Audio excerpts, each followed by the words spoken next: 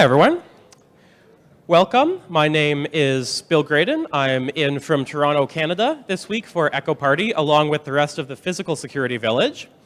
I do not speak Spanish, so I have Boris here, who's going to help translate for those who don't speak English, and so this will be a talk in both English and Spanish. This is all about RFID hacking. So those badges that you tap on a door to get into a building, that's what we're focusing on here. A couple other technologies. And I'll give Boris a chance, I guess, to sort of pass it back and forth and give the welcome. Okay. Buenas, mi nombre es Boris. Sí, únicamente estoy acá para traducir todo lo que él dice casi que literalmente. Así que lo que dijo recién es que él se llama Bill Graydon, viene de Canadá junto con todo ese equipo de Physical Security Village. Hoy va a explicar todo lo que sería RFID, diferentes tecnologías, digamos, y cómo bypassarlas también. Así que nada, lo dejo que empiece. Thanks. So as I mentioned, this is what this talk is about. And this is something that when we were at Ekoparty last year, many people requested that we have content about because it's used so much here in Argentina, and there's a lot of forcible entry protection with the garage doors, but with this, it is quiet, surreptitious, it looks like you belong there. So how do we hack this, and how do we defend against it? So that's what this talk is about. Okay, básicamente, el año pasado mucha gente requirió que ellos muestren esto, digamos, cómo funciona la tecnología eléctrica de entradas. Se usa muchísimo acá en Argentina, por lo tanto van a explicar más o menos cómo funciona. Y no me acuerdo si dijo algo más, la verdad. Pero sí, básicamente eso, va a explicar el funcionamiento y cómo bypassarlo. So the high level of what we're going to talk about, first, what is RFID? How does it work? And the theory behind how it works and how we can hack it. We'll touch on long-range readers, so picking up a card from a distance, some of the tools that are out there for RFID hacking, brute force and privilege escalation, and some more advanced things you can do with it. And then at the end, we'll just touch on NFC and encrypted communications. This is mostly on just RFID, and we'll also talk about what the difference is. Bueno, voy a explicar lo que sería RFID, lo que serían frecuencias largas, digamos, de comunicación más, sí, largas, perdón. What other technologies are also about RFIDs, long distance communications, or what else? Yeah, reading from a distance. Okay. Sí, básicamente cómo leerlo a grandes distancias. Y creo que dijo algo más de... Ay, no me acuerdo qué más dijiste. I'm sorry. I don't remember what else you said. That's okay. Yeah, reading from a distance and then how you can copy it in more advanced attacks. Claro, y cómo copiarlas, es verdad, disculpa. Y ataques más avanzados sobre cómo clonarlos, cómo replicarlos, digamos, etcétera.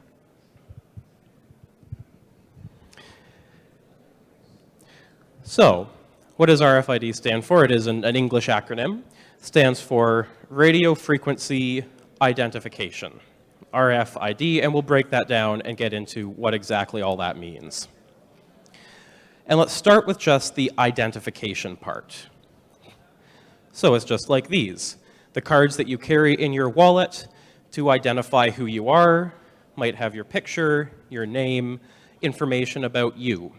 And a person can look at that and a person can say this is who that person is. There's also machine-readable identification, most commonly a barcode. It's the exact same thing as an ID card. It is a number that a machine can read, and that number then has some meaning in the machine system. So for a UPC code, that number is what product is this, but it's just a number that identifies who you are, what it is that's being read. Ok, así que básicamente va a explicar lo que sería el RFID, siendo la parte de RF, Radio Frequency, ID es tu identificación, digamos, personal, como el documento nacional de identidad. Y después también tenemos la siguiente slide, next slide. Sí, lo que sería los lectores, digamos, de computadora para leer esta misma identificación, mediante códigos de barra, etc. Así que bueno, va como un poco mezclándose por ese lado. What radio frequency ID is, so adding the RF to RFID, well, the simplest form of radio frequency ID might look like this. Two people on walkie-talkies, one saying, "Who are you?" and the other saying, "Hi, I'm the construction worker," in this case. That is identification by radio frequency. Technically, this is RFID.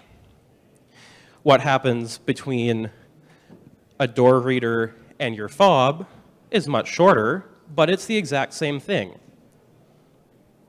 The only difference is it is not nearly so back and forth. It's not a conversation. Once your fob, your key card, gets powered, it just screams out its ID. And that ID is just a number. So if its ID is 56, it just starts saying 56, 56, 56. And that's then read by the reader. So it is just ID. It's like showing an ID card. It's not a conversation like on a walkie-talkie would be. Okay. Entonces, básicamente lo que hace el Radio Frequency ID es básicamente presentarse ante la computadora. Por ejemplo, en este caso el aparatito diría, hola, soy, no sé, Boris, por ejemplo. Por lo tanto, la lectora le diría que vos sos Boris, te presenta, digamos, te da la bienvenida. Esto sería como por radio, digamos, hablando, explicado de una manera sencilla. Lo que en la realidad pasa es que el aparatito no se presenta, en realidad dice todo el día Boris, Boris, Boris, Boris, Boris, Boris. Y el lector, digamos, lo recibe. Lo único que hace tu emisor, digamos, es emitir tu identidad y el receptor, nada, lo recibe y te autentica, digamos. So just like a barcode as well. It reads, but no conversation. Well, now we can look a little bit more into what radio frequency is and understand why the readers act the way they do. So for those who might remember from physics, if you put a current through a wire, it generates electromagnetic waves. If you put a wire through a changing electromagnetic field, it generates a current. So the first one is the transmitting antenna, the second one is the receiving antenna, and it allows for wireless communication. The spectrum is large and complex. It includes visible light. It goes right the way up to gamma rays, but then, like visible light, but longer wavelength, lower frequency is what radio waves use. So walkie-talkies use VHF to UHF, and these card readers use low frequency and high frequency. Voy a estar en esto, pero bueno, voy a hacer lo posible. Toda la parte electrónica ustedes la entenderán mejor que yo, inclusive. Bueno, entonces básicamente, ¿qué son las frecuencias de radio? Básicamente cuando ustedes ponen un cable, por ejemplo, y lo exponen a, no sé, energía, por ejemplo, se genera un campo magnético. Ese campo magnético puede ser recibido, tanto como se emite se puede leer, digamos. Bueno, entonces el espectro de las radios va desde, Cosmic Ray, Gamma Ray, X-Ray, todo lo que están ahí, por ejemplo. Las radios que se usan son de VHF o UHF, que son Very High Frequency, Ultra High Frequency. Y estos aparatitos usan Low Frequency, que pues se puede ver allá, están bien abajo de la marca, digamos.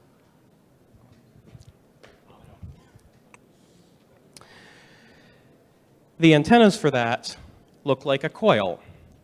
And for those who have a fob or a card in your pocket, you might be able to hold it up to the light and see the coil within it. This one is on the reader, so what's on the door. The one in your fob looks similar. Two coils talking to each other. Bueno, básicamente las antenas que tienen estos aparatitos no son tan grandes como una de radio, por ejemplo, son simplemente un cable que en este caso en el aparatito estaría dentro, y el que tiene esto de acá, si lo exponen a la luz, lo que le explicaba es que pueden llegar a verlo. Es casi lo mismo, digamos, son muy idénticos. Tienen esa formita de la foto, digamos. The reason that they look like this and not like a walkie-talkie antenna is because of the wavelength. UHF and VHF has a wavelength of a couple centimeters. You can make an antenna that's that long.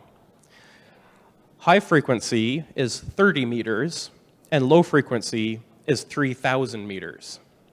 So 3 kilometers. So to have a long-range radio that uses low frequency, you would need a 3-kilometer antenna. These antennae are not that long. They're a coil, and they only work for very short distances. So it is actually the magnetic field and not propagating magnetic waves.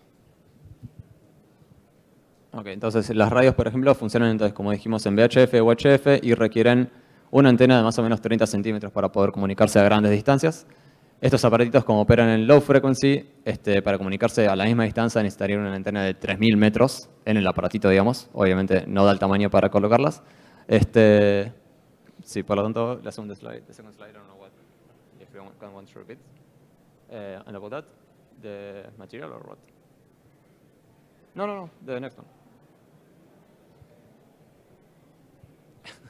La segunda parte dijo algo como de la antena que no funciona igual, digamos, que los VHF, digamos, que los radios, pero se va por ahí, básicamente. Sorry. So, hold on. Sí, la frecuencia de los aparatitos es muchísimo más baja, entonces para que pueda llegar a la misma distancia que una radio, por ejemplo, que opera en frecuencias mucho más altas, necesitarías una antena dentro del aparatito que sea de 3000 metros en lugar de 30 centímetros como los walkie-talkie. Por lo tanto, nada, en estos casos se usa en rangos muy cortitos. A good way to think about this is if I take a magnet and I wave it back and forth, that creates a frequency of a changing magnetic field. That is creating radio waves, but really, really low frequency ones. If you hold another magnet right up close to it, you can feel the magnetic force pulling back and forth. That is technically a transmitting and receiving radio. It is in the near field.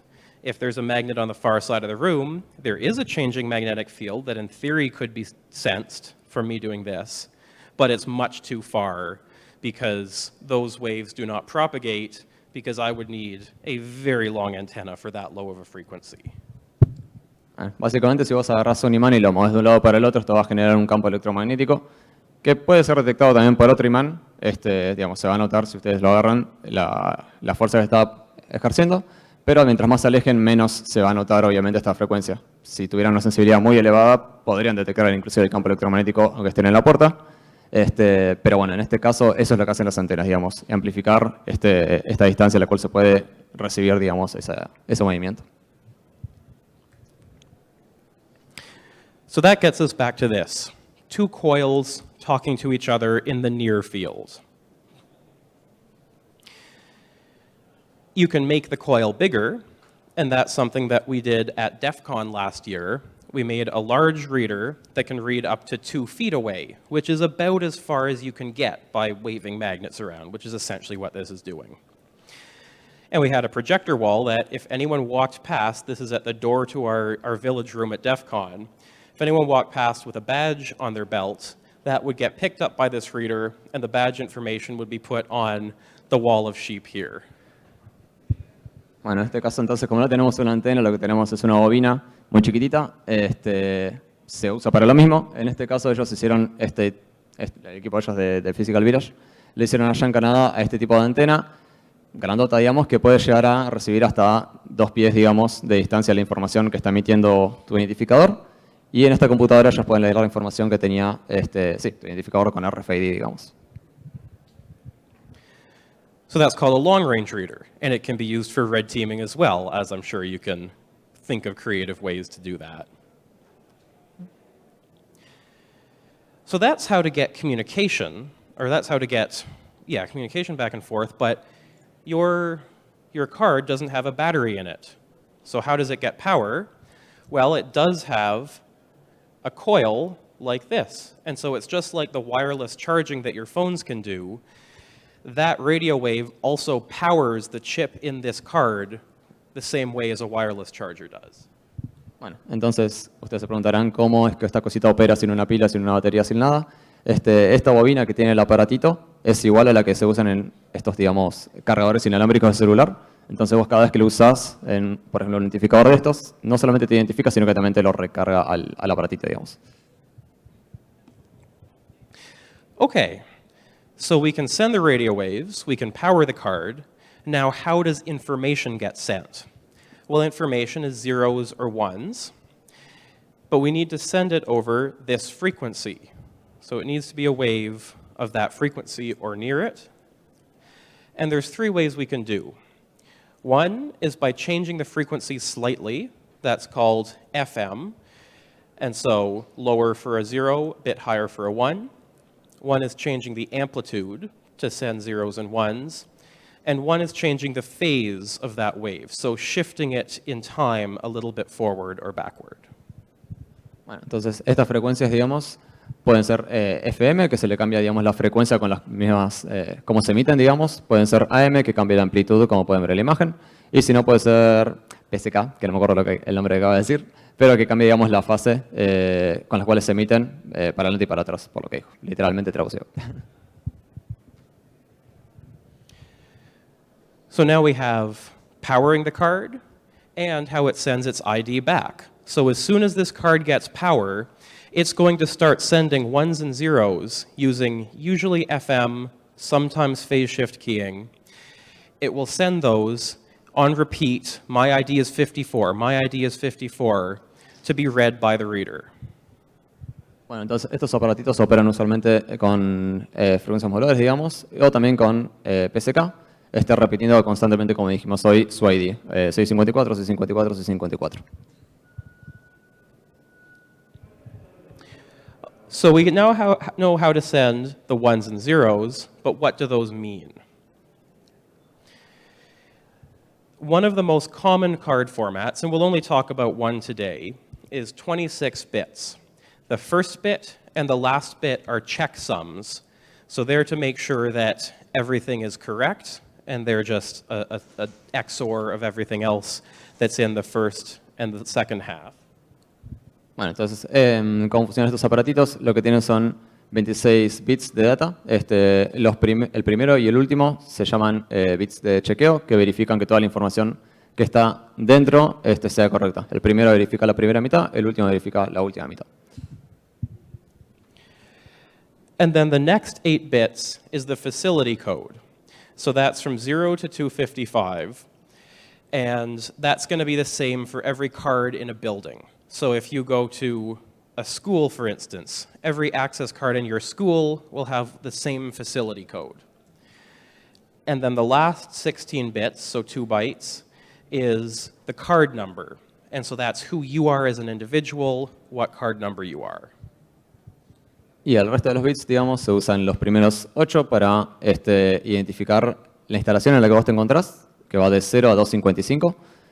Por ejemplo, acá en Ekoparty, en la instalación, podría ser que todos tengamos el número 24, por así decirlo, para identificarnos. Sin embargo, los últimos 16 bits se utilizan para identificar al individuo. Entonces, yo podría ser, no sé, 01, 02, 03, etc., que va de 0 a 65.535. So 8 bits, 1 byte, that goes from 0 to 255. There's not that many facility codes out there, so they get reused. 16 bits or 2 bytes goes from 0 to 65,000, also not that many. So you can start to see how we can do some attacks and brute forcing on this. Bueno, entonces lo que hablamos es que son 26 bits, 8 que se usan para las instalaciones, que hay más de 255, por lo tanto esto se empieza a repetir. Y para la parte de identificación del identificador individual, disculpen, son 16 bits, que tampoco son tantos para la cantidad de individuos que hay en el planeta. Por lo tanto, siempre se repite y esto se puede llegar a aprovechar de alguna manera. So to read the card, we'll look at how to read it electronically in a moment, but sometimes the card number is printed directly on there. So in this case, 44430 or 18300, and sometimes the facility code as well, 200 or 13. Bueno, y estas tarjetas cada tanto tienen, inclusive en el apartado trasero, las identificaciones. Por lo tanto, se ve, por ejemplo, que dice 4430, el identificador del individuo. En este otro dice 18300. Y el identificador de la instalación, que sería 200. Y en este otro se lee que es 13. But of course, the reader does not look at that. It uses radio frequency.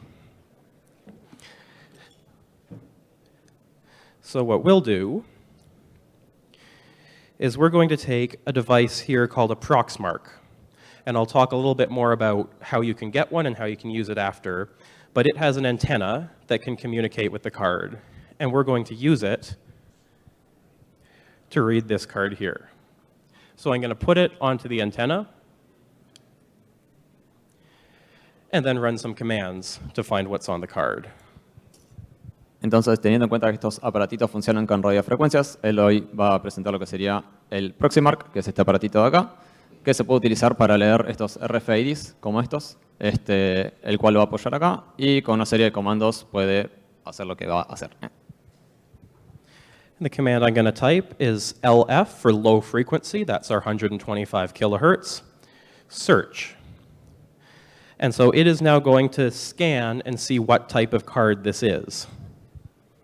El comandito que escribí ahí es LF, que es de low frequency, y search, que es buscar. Entonces va a buscar todas las frecuencias bajas, digamos, que pueda encontrar en el rango que tiene.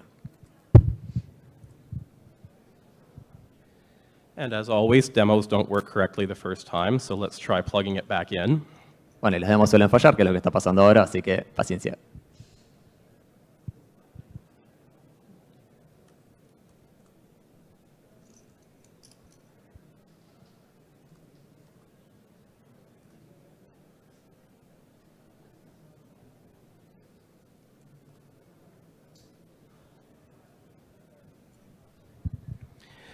Okay, good thing I prepared for this by screenshotting the slides.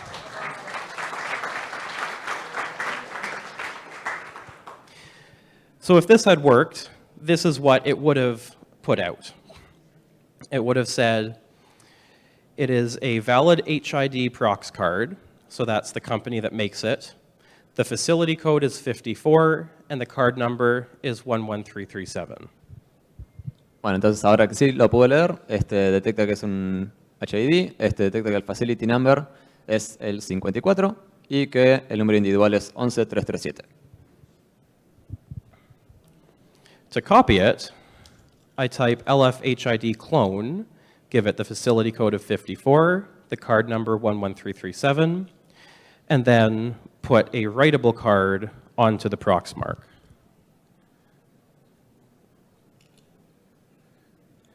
So,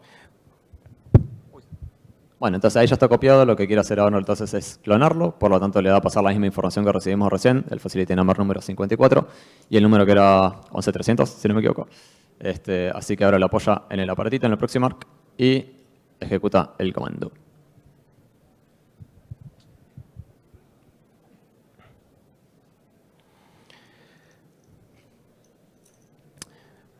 so that then would create a copy of this card that, in this case, it's just an ID. It's just a number. So I'm putting that number, the 54 and 11337.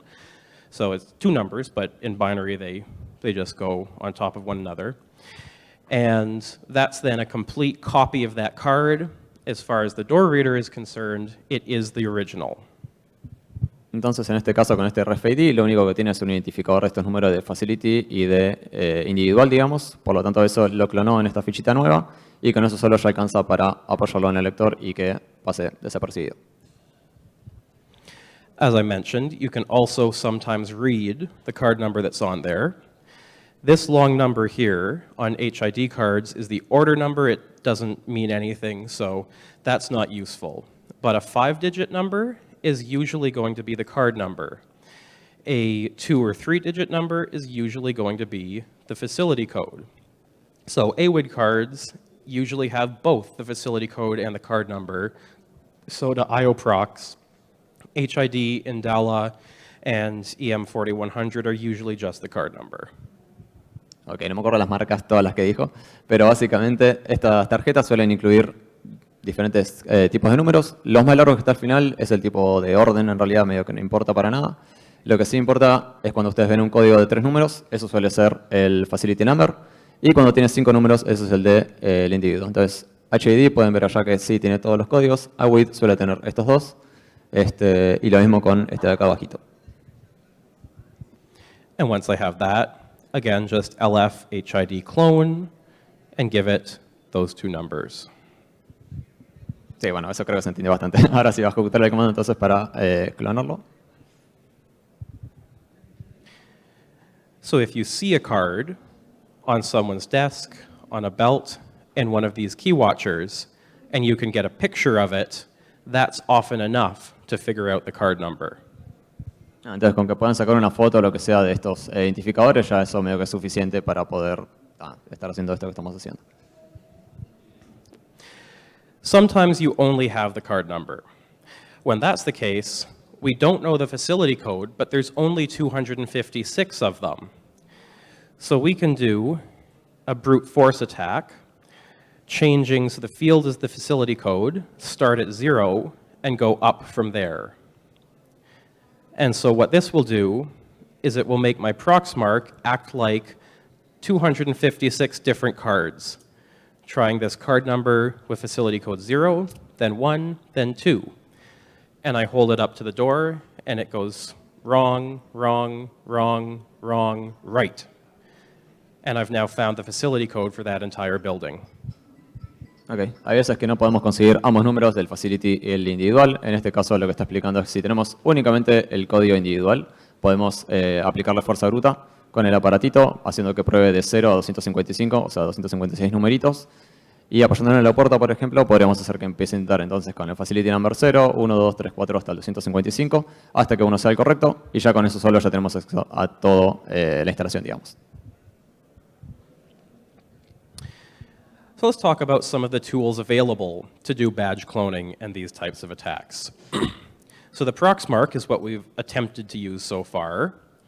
It is cheap, gives you a lot of control. You have a full command line to do everything with it. You can customize it as much as you want, but it's not standalone, and it's delicate. It needs to be plugged into a computer, and as you can see, it doesn't work very well when you're under pressure in front of an audience. Entonces, básicamente, hay diferentes herramientas para hacer este tipo de cosas. El primero que le está mostrando y que es el que tiene acá, que es el Proxmark 3. Lo que tiene bueno es que es barato, tiene mucho control. Vos podés crear tus propias líneas de comandos. Y es bastante customizable, digamos. Lo que tiene de malo es que no actúa por su cuenta, no es independiente, tenés que tenerlo conectado a una computadora. Y además es bastante delicado. Y bueno, queda un poquito raro tenerlo en público, digamos. The Flipper Zero. Hands up if you've heard of this one. A lot of people in the audience. They're hard to get here. They are standalone, don't need a computer. You can also customize them as much as you want, but they are very expensive. Bueno, después está el Flipper Zero, que es muy conocido. Sí es independiente, no necesita una computadora, digamos, para estar funcionando. También se puede, digamos, agregar tu propio código. En GitHub hay un montón de librerías, por ejemplo. Lo que tiene de malo es que es bastante caro. So to demonstrate how that works, and it's relatively easy to do, it has a simple UI like this that my webcam does not pick up on very well at all, but I'll do my best. And we'll use it to clone the card that works on this door. No, it's okay. I think it's okay.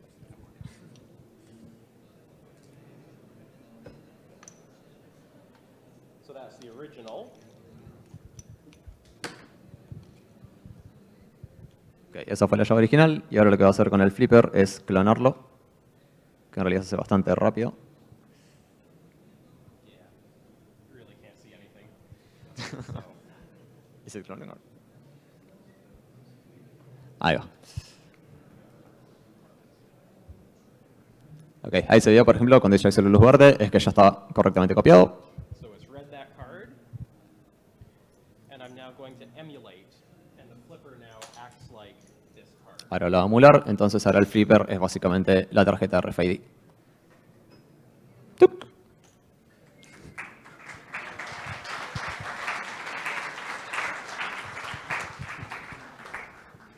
That really didn't deserve applause. I did nothing. The Flipper developers did everything. I can also use it to write, and so I can write onto a rewritable fob.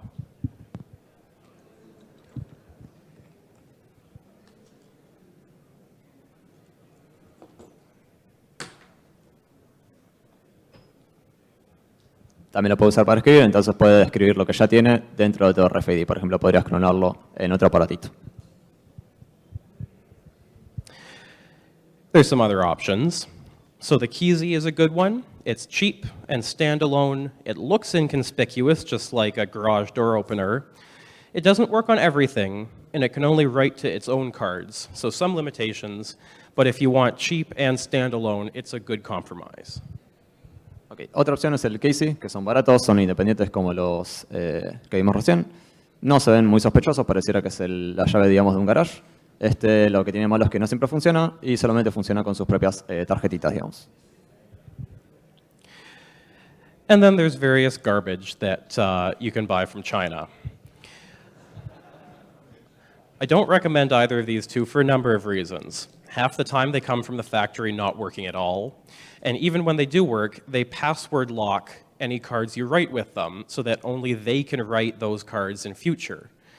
People have cracked those passwords, and here's what they are, but it's not good programming, it's not reliable, and it's somewhat deceptive in that locking. So I don't recommend these. Bueno, y otra opción serían estos, pero ellos dicen que son una basura, que son de China, digamos, y que lo que tienen de malo es que cuando escriben en una tarjetita le ponen contraseña para que solamente estos aparatitos puedan volver a escribir o usarlos en el futuro. Y nada, básicamente eso, ellos no lo recomiendan para nada. For those in Argentina, how you get a Proxmark is the one that I recommend starting with if you're on a tight budget.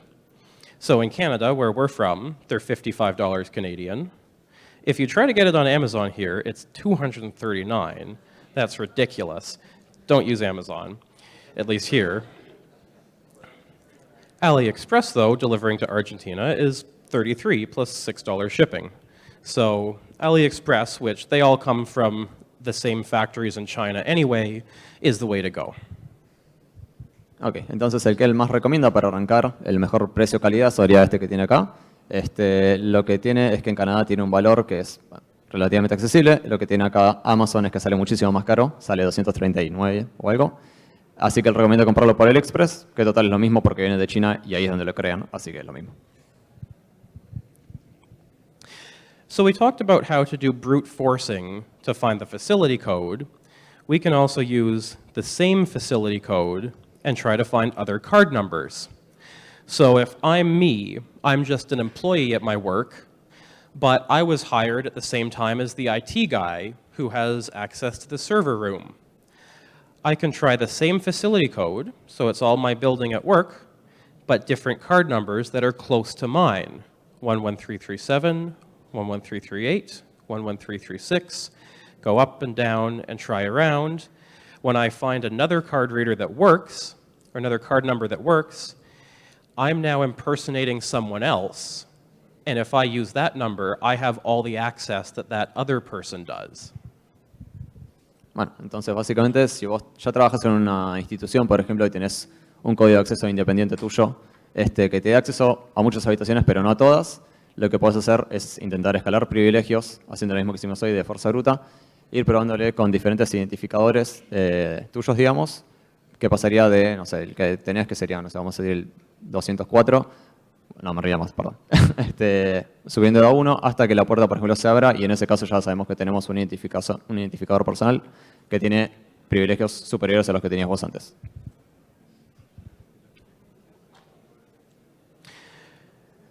So that's radio frequency ID, and it's just an ID. It's like a barcode. You're screaming your ID number back at the reader over and over and over again. We're now going to talk about, very briefly, near-field communication. It is actually communication. It's back and forth. You can ask questions, get answers, and it's not just an ID. If you have a blue HID fob like this, it's I-class, it's NFC. The gray ones are low-frequency RFID. Many hotel cards are the same, as well as the Sube cards here. Voy a resumir un poquito porque no me acuerdo todo. Pero bueno, entonces así es como funcionan las frecuencias de red, digamos. Básicamente se tiran información entre ellas. Hasta lo que dijimos recién es que solamente decía tu identificador 5454 y te recibía. En este caso el NFC puede comunicarse en mayor medida, puede hacer preguntas, le puede responder y así sucesivamente. Y esto es lo que usan, por ejemplo, las tarjetas de los hoteles, la SUBE, o inclusive estos aparatitos que parecen RFID, pero que son NFCs también. So it stands for near field, so that's waving magnets back and forth. It won't work very far, communication. It is in the high frequency range, so it's 13.56 megahertz. It's a different frequency than RFID, but it's still too long wavelength to do anything but near field communication. And the communication means that it's back and forth. It's not just an ID. Bueno, estos NFC utilizan una frecuencia diferente a los RFID. Entiendo que son, bueno, nada más, esa es la frecuencia diferente, no me quedó muy claro el resto. Supongo que ustedes entendieron más o menos lo que dijo. Sí, bueno, mil gracias.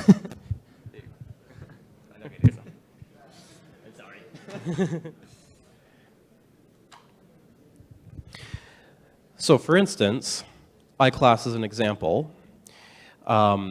It's more complicated than this, but simplified. It asks a question, decrypt this, and it has an encryption key and says, yeah, your message was, hi, I'm the reader. And the reader says, okay, you've now proven who you are because you have that encryption key. I'm going to ask what your ID is, and you send it back, and that's all encrypted communications now. And then the reader does the same thing, says, is that ID allowed to access this building or not? And it will decide whether or not to open the door. Bueno, en este caso, entonces, como dijimos, tiene un poquito más de comunicación el NFC. El receptor, en este caso, te pasa un código encriptado para que tu aparatito lo descifre. Una vez que lo descifra, el receptor sabe que vos perteneces a esa organización. Por lo tanto, te pide, por ejemplo, tu ID. Vos se lo pasás y, bueno, el aparatito decidiría si darte o no acceso a la instalación. In theory, you should not be able to copy these cards. You should not be able to brute force them because you don't know that encryption key. When HID designed iClass, they made a big mistake, and they made every card and every reader use the same encryption key.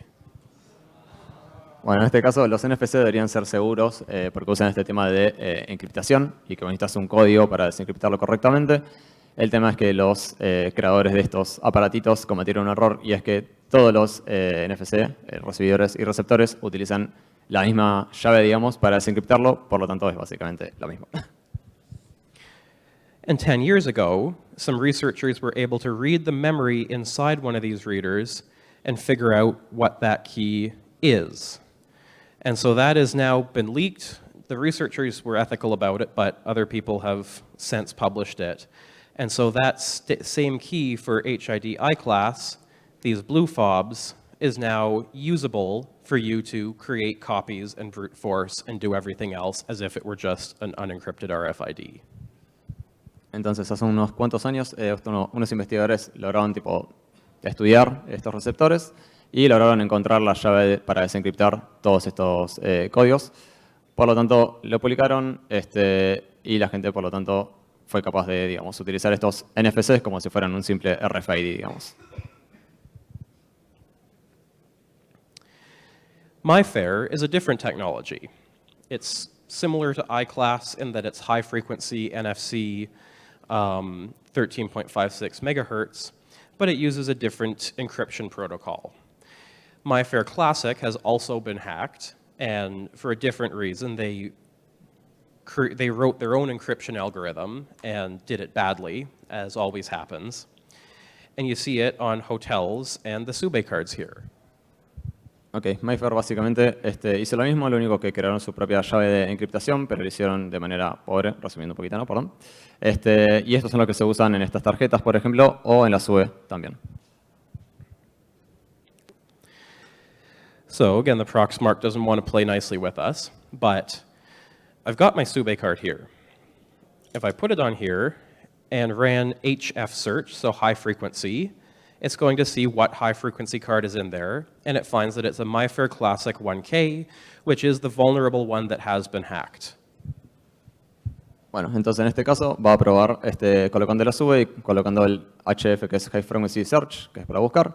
Y en este caso leyó, bueno, la información que se ve en pantalla, que usa MyFair plus X, básicamente eso. Now the keys we still do need to crack. It is a cracking operation that has to happen. If I tried to check the common keys, it would find none. So the Seguí did a good job of using different keys that they made themselves that are not commonly used everywhere else. So this is all you'd find if you did the check key operation on a Seguí card. Bueno, básicamente, él ahora entonces puede leer la Seguí, pero tiene muchas llaves, digamos, que están encriptadas. Y los de la Seguí lo que hicieron bien fue crear varias diferentes en realidad. Entonces, en este caso, no tiene acceso a la tarjeta de por sí, digamos. So there are ways to find those keys. You can take it back to your computer and try to crack it that way, or you can sniff between the card talking to the reader. And because the encryption is broken, sniffing that communication with the reader actually will allow you to figure out what all of these keys are. Entonces, para cada tarjeta individual, en realidad hay una manera de poder leer estas llaves. Lo podés colocar en una computadora y buscarlo por tu cuenta de forma manual. O también lo podés colocar, digamos, con un lector, entre la sube y el lector, y escuchar básicamente la comunicación, ya que ahora básicamente la desencriptaste. Y de esa manera sí podrías obtener todas las llaves de esta tarjeta. How to do that is a very technical topic, and we only had an hour today. So today we're just talking about RFID, and this is something you can look up yourself and figure out how to do with a flipper or a Proxmark. But we don't have time to get into the details of how that's done, but it is something that's possible. And for any other MyFair Classic 1K, so many hotel cards, you can do that as well. And often they reuse keys, same as how HID did for iClass, and so you don't even need to do that operation. Bueno, entonces básicamente cómo se hace no lo van a explicar porque llevaría mucho tiempo y hoy solamente tienen una hora. Pero bueno, esto mismo que él hizo con la sube ahora y que podría hacer con el receptor, el escuchar la conversación, se puede realizar con otras tarjetas que usan la misma tecnología que dijimos de MyFair. Sí, básicamente eso fue todo, me parece. So that's all I have for you today. It was a lot to cover in the 1 hour that we had. RFID is like a barcode. Duplicating it is not difficult. The tools like Proxmark and Flipper are becoming cheaper and easier, and you can do it yourself, either if you buy the tools or try it out in the physical security village right outside, where we have all of these tools, and you can try it for yourself. Básicamente llegando al final de la charla, entonces así es como funcionan los RFIDs y los NFCs. Básicamente hoy hay muchas herramientas que permiten este tipo de tareas que estuvimos explicando y cada vez son más baratas, son más comunes. Pueden probarlo comprando sus propios aparatitos o también pueden ir al Physical Village que está acá en la puerta para probarlo por ustedes mismos. So thank you very much, and I'd be happy to take any questions.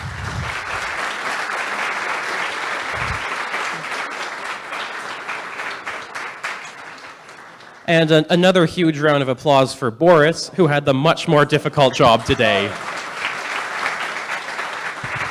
Perdón. Yes. So if you protect it with randomized long passwords, does it make it nearly impossible to tamper with? That's a great question. So the question was, if you protect it with randomized long passwords, does that make it nearly impossible to tamper with? So the answer is, you can't change the length. This is the length of the key that you have. These are hexadecimal digits. So it's only, I think, 16 bytes long, and that's all you have to work with. So you can't make it long. You should make it random. In the case of MyFair, because the encryption is fundamentally broken, it will make it harder to crack it, but it is still possible. In the case of iClass, you can actually change the encryption key as well. You just have to pay HID a lot of money to do so. They call it their standard security is the broken common encryption key. The one where you actually put your own key on, they call enhanced security. And the iClass protocol has actually also been broken in other ways since then, so there are ways of sniffing the communication with the reader there as well to get these enhanced security keys. So the first thing is use a technology that's not fundamentally broken. That was a lot. Yeah, no. I think so, yeah.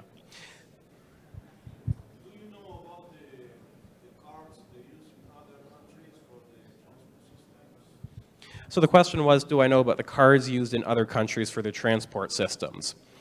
So that's what MyFair originally was. That's why it's fair, so for transport fare. MyFair is by far the most common. I'm I'm actually not aware of any that use NFC that are not based off MyFair. There's some that use mag stripes and other older technologies. But yeah, they're virtually all MyFair. Most of them are MyFair Classic 1K, and some cities are upgrading to ones where the problems have been fixed and it has not yet been cracked. Yes, in the back. Sí, sí, de última, dámela y más o menos intento traducirlo.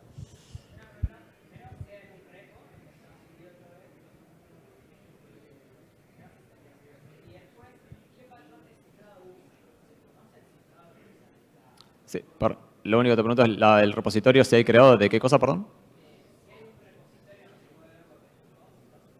Ah, he's asking for on one hand if there's a repository that you have created where he can read all what that you just explained.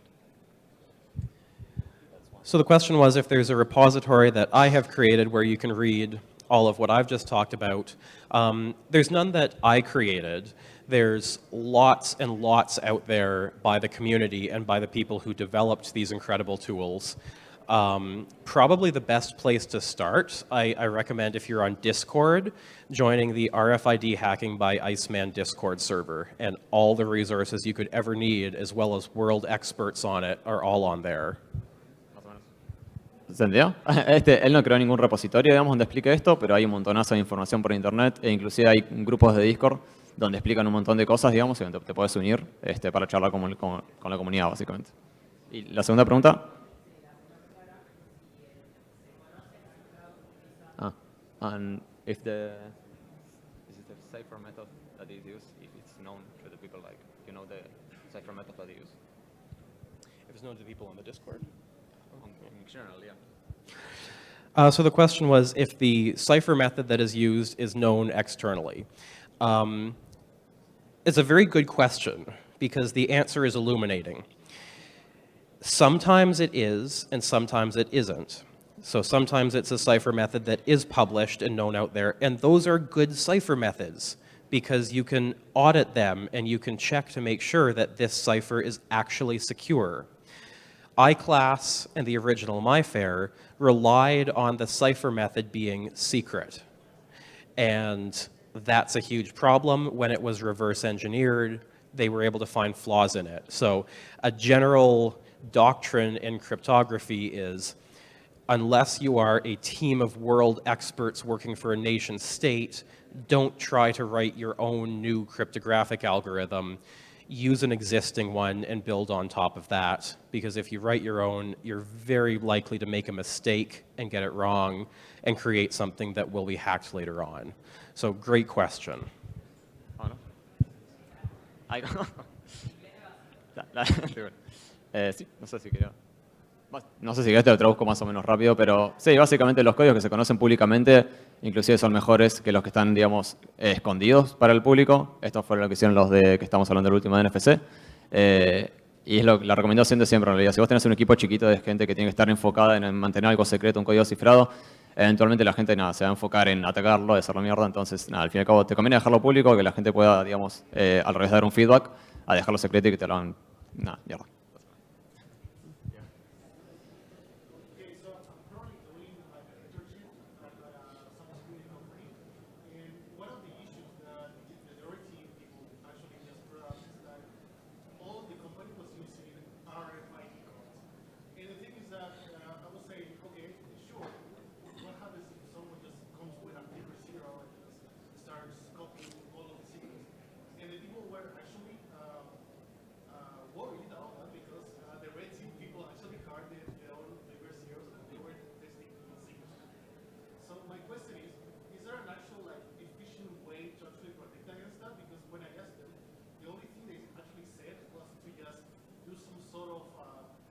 RFID cover, like for the cards. So every time they were like at the company, they were like covering the cards so a flipper zero could not like replicate the signal.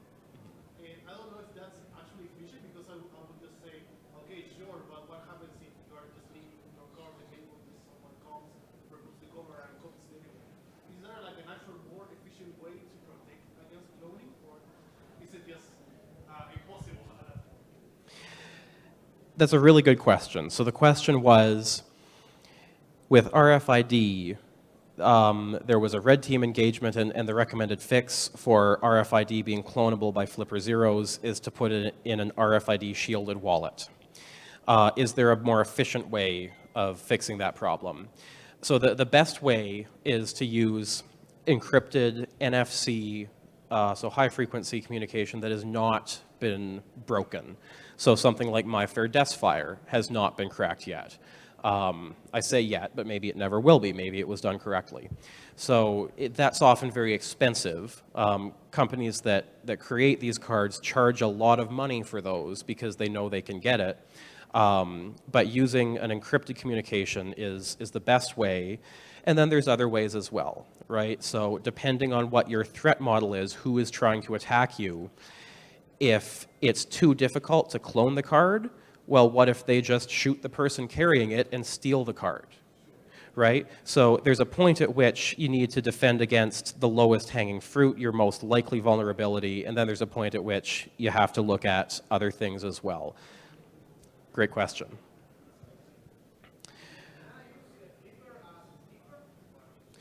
So the question was, can I use the flipper as a sniffer? So that's to sniff the communication between the card and the reader, and the answer is yes.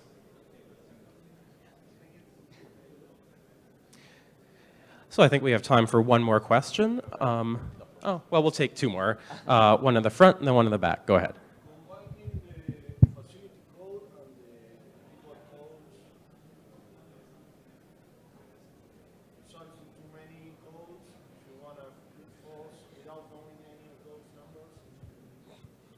So the question was, if you, rather than combining the facility code and the card number, can you brute force without knowing any of those numbers? And yeah, my apologies, I did skip this slide. The answer is yes, you can. It is much more difficult to do because you now have 3 bits worth. You now have 13 million different combinations. And so, you know, you're trying 0, 0, all zeros, then 01, then 02. And every time it needs to simulate the card, be read by the reader sends it back to the controller says yes or no. You then usually need a human to be sitting there watching to see if the door unlocked or not. It takes a very long time to do a complete brute force attack, but it can be done. You can put it there and then keep to do all of the codes and just wait and code them. It depends on the system, yeah. So the question was for the Flipper Zero. If you put it there and tell it to do all the codes, it depends. So if it's a high-frequency NFC, it doesn't actually have to go back to the door or to the controller and see if the door unlocks. The flipper can tell just in the communication there whether it was successful or not. So it's much faster, and it can try hundreds or thousands a second instead of 1 every second. As well as some RFID makes use a number of common keys that they reuse a lot. And so that's what Flipper calls fuzzing, and that can often be much faster, a minute or two, to start with no information and get into that door. And one last question in the back. Go ahead.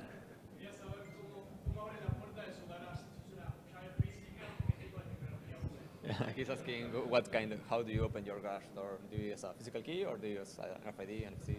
How do you open it?